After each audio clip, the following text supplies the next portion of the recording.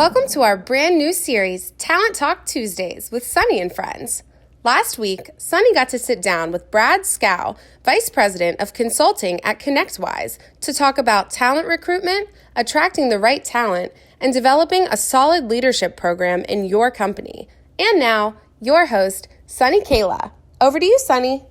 So, Brad, thank you so much for joining me today here. Yeah, thank you for having me, Sunny. Great to be with you again. It's been a long time, It right? has been. Especially in-person events. Right. They're not happening that often. And after IT Nation, this is our first in-person. It is, and it's beautiful, and we're outside. So let's talk about talent today. Right. I know it's a big problem. Yeah. There is a talent shortage.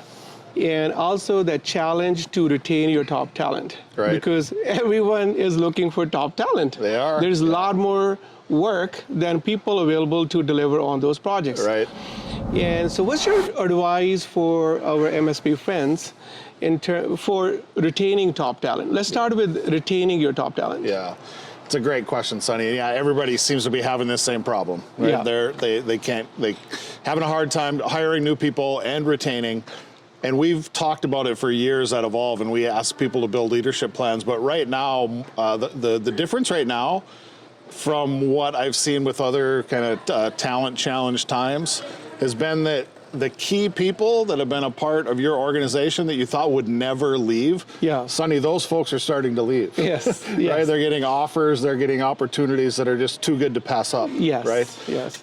So very unreasonable offers. correct. Yeah, correct. Right. But I think, like you said, money's important, but people stay where they're valued and where they like the mission and the culture. Yeah. And it's more important than ever right now to build deliberate leadership plans with your top level leaders, and then begin to build a trickle down effect from those leaders to the people that they are leading, to create really just that top down.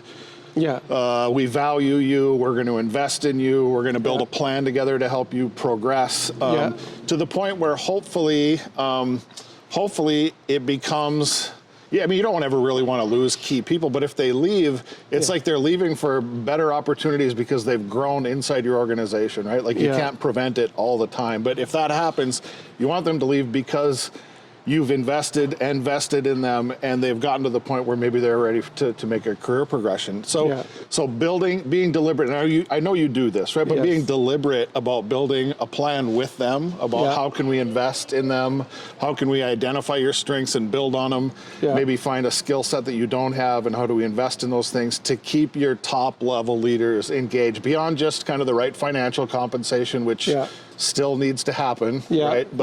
But let's build a leadership plan and really invest in those top level leaders. So what I hear you say is that if your top layer, if you take care of the top core team members that are legacy, that are so critical to the success of your vision or your business, achieving your vision, then that top-down approach works. Right. Because if you can handle the top, that is stable, you lead them well, then their next layers will be led well. Right. And when there is a change at the top, then a lot of that, that byproduct of that change is a lot of other changes. Correct. Right? Yeah. You want leadership grandchildren in your business, Sunny. Right? You want the people that you're leading, and then you want them to be leading people, and to create that culture where it just happens inside your organization. Let's talk about now a little bit more on leadership development plan. Yeah. Because for your leadership layer to stay with you, everyone wants growth. Right. So how do you go about cultivating your next layer? What's your tip for leadership development program? Yeah, to the next layer, Sonny, it's a great question. And again, like you said, not everybody's the same, right? They're not wired the same. Yeah. There are a number of tools, I would say, frameworks that you can use. A good friend of ours, Dr. Larry Little, has a Make a Difference, where you can understand that level of their personality. There's a tool we use from the Patterson organization called the Thinking Wavelength, so you can understand, are they a minder or a grinder or a conceiver or a finder, but finding out what really energizes them and gives them value. And I know you're a big believer and proponent of this, but finding a tool or two that will help you identify and help them identify the areas that energize them, and then investing in them so they feel energized at work instead of drained at work, but taking the time to care enough to determine those things, and then specifically building plans to invest in those. You will have employees for life if you do those sorts of things.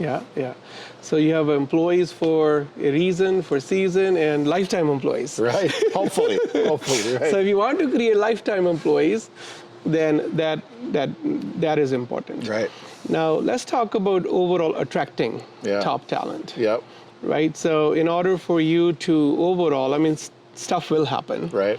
And so you got to be able to attract top talent. Yeah. Where our MSP friends should focus to make sure that they are attracting right people. Yeah. So here's my tip, and it's a tip, but I want to be careful of how I communicate this. Yes. Because there's a fine line. Yeah. You have to understand your values and who you are as a company. Yeah. And if you're deliberately looking to build a culture like we're talking about, then you want to attract and identify folks that will buy into and believe that. And if you hire counter people that don't believe that, you're not going to be able to keep that culture inside your business. So when you're looking to attract the right people, and this is the part you got to be careful of, but the way I look at it is, when you're doing an interview, you're almost, like the way I would word it is, like, let's have a conversation to see if you're a fit to come and work for us. So it's almost like you have an exclusive club that you're trying to kind of protect, that you want good quality people, but not everybody is a fit. And so the part you got to be careful of is not to come across as arrogant or egotistical, but in protecting the culture that you want, right? In a way that doesn't look down on other people, but just it wants to feed into what you already have going on. And people are always intrigued by the notion of exclusivity, right? So if they come to an interview and you use language like, let's see if you might be a fit for our culture, people want to be a fit. Do you know what I mean by that, right? So it pulls them up to a more positive version of themselves, right? As they're, at least while they're interviewing, but then you got to see if that would flow through to when they come to work. So that's the notion, I think, that really helps attract the right people. So what I hear you say is that because that want for a job may change their behaviors at that time. Correct. Which may not be their default behavior. Right. Yeah. So how do you kind of really get to the reality that what is their default? Because as you said, it's just your core values. There is nothing right or wrong. Right. It's just the alignment of the person with the value system that you stand for. Right. And so it is important for people. I mean, when you're interviewing, you're attracting that talent, that you got to be able to make sure that the alignment is right. Right. That there's nothing right or wrong. It's just the alignment. Right. So people will try to, as you said, will show that alignment just because their want is job. Their want may not be success in that job. So we address that in a couple different ways. And I'll throw out some random ones. Okay, one is during the interview process, expose them to as many different types of people as you have internally, right? And here's my first pro tip. I am wired to see the best in people. And I have blindness maybe to where they're not going to be a fit. I had other people that worked with me who were wired to, they're not a fit first, and they would need to be convinced. I would always make sure your interviews go through those people, right? Because they see things that I don't see, right? You want to have probably both a male and a female interview them, right? And make sure that there's a comfort level there. Bring the sixth sense. Correct, exactly, yes, right?